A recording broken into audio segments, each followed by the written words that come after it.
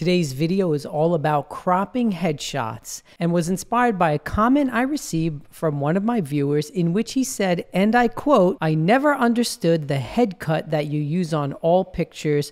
It destroys the whole portrait." Now, I appreciate the bluntness of this critique, and after thinking about it, I realized that this would actually make a great topic for a video, as many people are probably asking the same or similar question. Why do I lobotomize my clients in my headshots?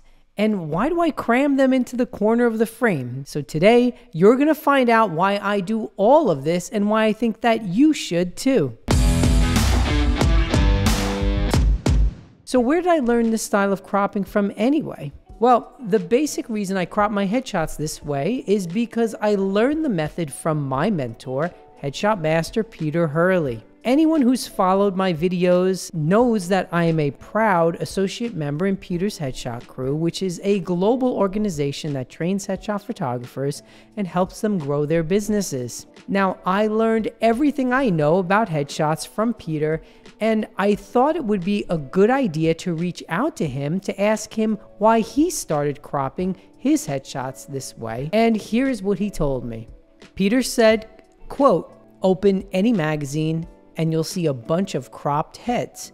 Visually, I like the eyes above the center line, focusing all the attention on the face. I think there's power in composition and proximity of your subject to the lens, so the top of the head takes a back seat in many cases. I have lowered my camera angle over the years, so the cropping of the head is dependent upon the combination of camera height and the angle of the person's head to the camera." I love how clearly Peter sums it up. The reason we crop this way is because it puts all the attention on the face, and this is really the essence of it. But to elaborate, I want to give you 5 reasons why you should crop this way too.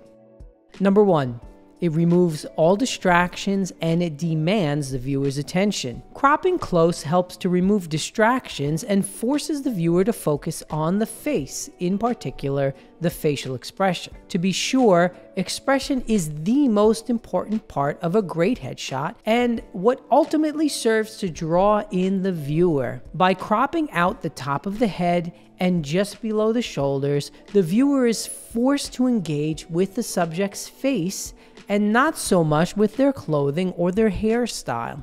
And although clothing and hair are very important, they definitely, as Peter said, take a back seat to the expression of the unique human face that you are photographing. A wide crop, on the other hand, where there's a lot of space above the head and a lot of the body present, does the opposite of this and only detracts from the expression and the face of your subject. The hair, makeup, clothing should be secondary to the face that you want your viewer to connect with.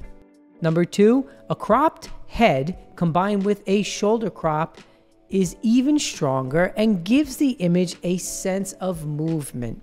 Now, you may have noticed that in addition to cropping the head tops, I also crop out one shoulder and purposely place my subject either to the left side or the right side of the frame. I also learned this technique from Peter, and the reasons for doing this are the same as the reasons for cropping the top of the head, with one added benefit. By placing the subject intentionally to the left or right side of the frame, you force the viewer's eye past the negative space and towards the subject and their expression. Using a simple background helps to enhance this effect, since the negative space of a gray or a white or a black background also helps to remove distraction. I also prefer the off-center crop because it gives the subject a sense of motion, almost as if you just called their name and they spun around and gave you a genuine smile or a coy look. Take this headshot of Dana for an example. The crop, because it is close and also because she's off-center, not only makes her face the most important element, but it also gives her a sense of movement as if she just spun around to face us. Number 3, it stands out in a sea of vertical headshots. Now, another great reason to love the close crop is that it stands out in the crowd, which is filled with tons of vertical headshots and textured backdrops. Remember that the goal of a professional headshot, especially for actors, is to help them stand out and to catch the eye of a casting director. Even corporate headshots should stand out, since you want your clients to make as strong a visual impression as possible. While most photographers use the same old boring vertical loose crop, where the subject is sort of leaning in towards the camera in front of a busy textured background, those of us who are cropping close and using a neutral background give our clients photos that stand out in a sea of faces, especially since it's cropped horizontally instead of vertically. Think of it this way. If you're a casting director and you're looking at hundreds or thousands of headshots every week, the closely cropped horizontal photos with great light and a simple background can't help but catch your eye and stand out from the crowd. Number 4, I never crop heads in camera. The reality is that I never actually crop heads or shoulders off in camera. In fact, I shoot using a fairly loose horizontal crop so that I can provide my clients with the best variety of crops possible. This is super important, especially when working with corporate clients, since many marketing departments will actually request vertically cropped headshots to fit a pre-made template on the company's website. When I deliver images, I provide the uncropped version as well as cropped versions, since each client has their own unique needs and I want to give them as much variety as possible. And I believe that this is best practice for headshot photographers, so go ahead and save all of the cropping for post.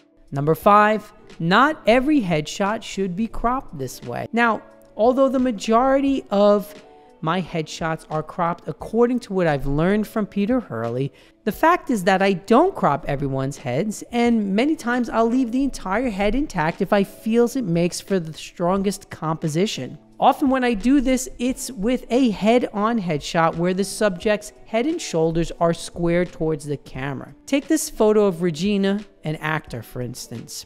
Since her body has such great symmetry, I wanted to keep both shoulders in the frame as well as her entire head. Her expression also plays a part in why I decided not to crop close. She looks sort of aloof or maybe troubled here, and she's giving off a very distant vibe. So having her a little bit more distant in the frame only helps to add to the effectiveness of this particular photo. Or take this photo of Juliana, for instance, who's also an actor. Now, Juliana brought this awesome black and white dress to her session, and I had the idea to invert the colors of the dress using a black and white V-flat as the background.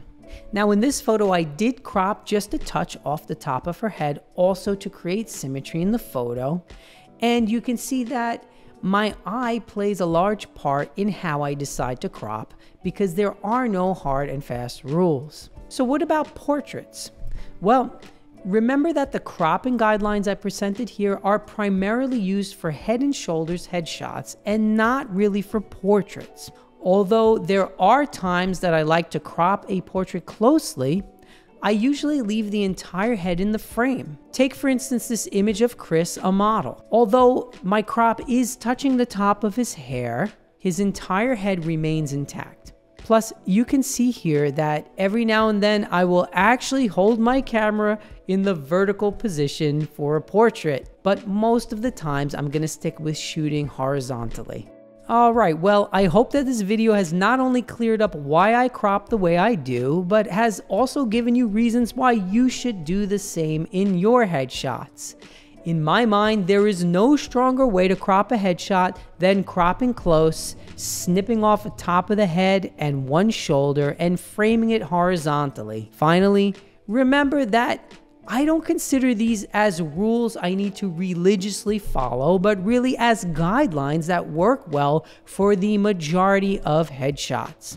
With that, I thank you once again for watching, and I remind you to gently press that like button. There's no need to smash it, and don't forget to subscribe to my channel and hit the notification bell to be notified when my latest video drops. Your subscription helps me to continue providing awesome content like this, and if you click on one of the product links below, you are also helping my family too. As always, Have a great day with your camera, everyone, and I will see you next time. Bye for now.